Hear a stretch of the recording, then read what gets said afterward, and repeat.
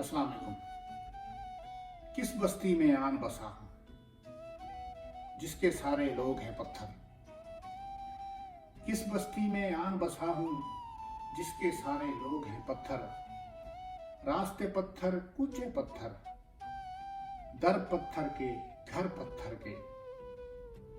जो चेहरा था पत्थर का था,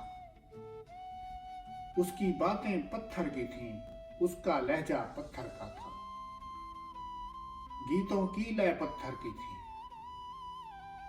इस बस्ती को छोड़ चला हूं, हर एक निस्बत तोड़ चला हूं। लेकिन एक दिन फिर आऊंगा जब मैं पत्थर हो जाऊंगा।